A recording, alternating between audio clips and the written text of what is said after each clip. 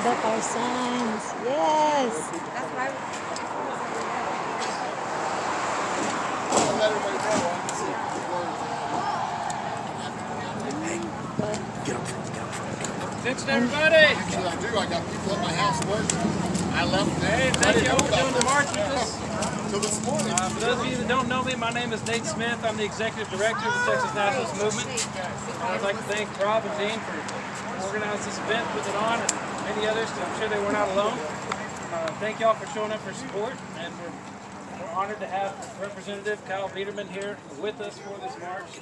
And I just have to say, I couldn't be more grateful. He knows, many of you do not, the struggles that it takes to work with the legislature to find a representative that has enough strength and leadership to actually file a bill just to give Texans a vote on this issue.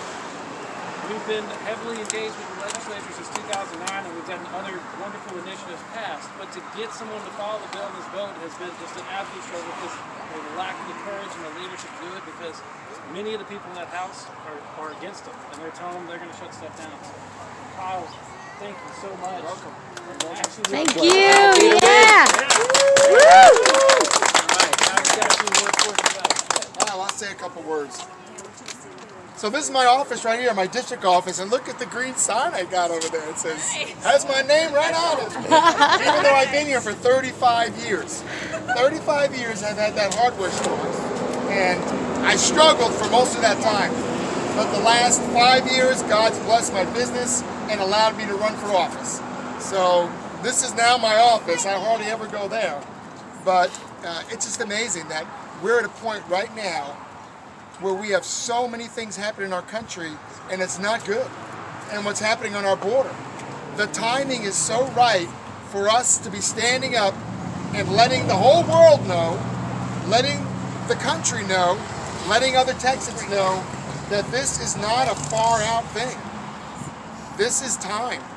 And if Texas doesn't stand up, no one else is going to. And then I don't want to be living under that kind of tyranny. And where else can we move? Nowhere. Where else can you go? But it's even more important that we all, as this TEXIT movement, let people know exactly what this bill is. Do we want to leave tomorrow? I feel confident we could, but it doesn't work that way. You need a business plan. You need to have it, you need to plan out how you're going to do it, because this is such a big thing.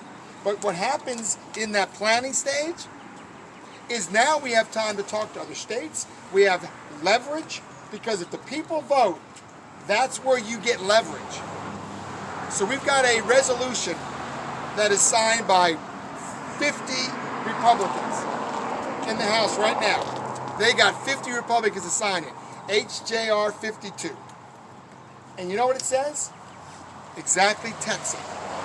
Whereas the federal government's doing this, we resolve to tell you to stop it. Big freaking deal. I mean, that's not going to do a thing. But that's what these government officials think. Oh, I put a resolution out. I told the President of the United States and the Speaker of the House to stop it. And it got filed in the Capitol.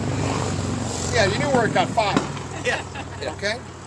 But we've got that many Republicans that signed on to that should be signing on to this. That's a little shot over the bow for nothing.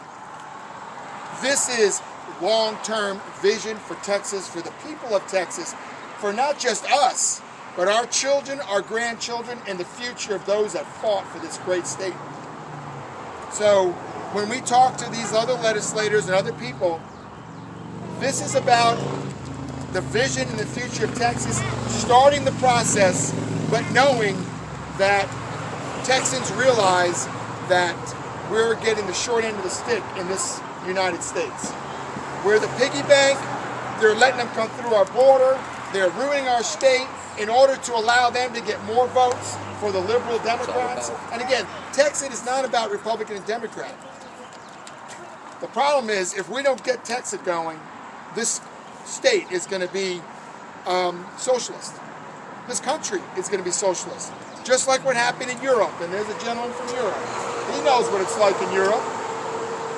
That's what it is, and we're not going to let that happen. So thank you all.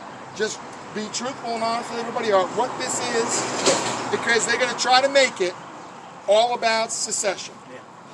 Well, that's the end goal, but that's not the first vote. But that's what they're going to call it. And of course, they're going to call you every name in the book. You're a traitor. You're un-American. I can take you're it. unpatriotic. Go ahead. I said I can take it. They can Call take me what it. you want. You know, that's what they're going to tell you. I'm a Texan, though. Yes, Well, we're sir. Texan. But you know what? Americans were here first. Americans are here before the United States. Americans are the ones that fought for Texas independence. I mean, Americans. It wasn't Texans. It was Americans. They fought for Texas. And that's what makes Texas so special, because we won. And we had our own republic. It's just that we were small and we didn't have a lot of money. We didn't have a military. But this is not 1836, this is not 1845, and it's not 1865, where they say that we can't be a nation.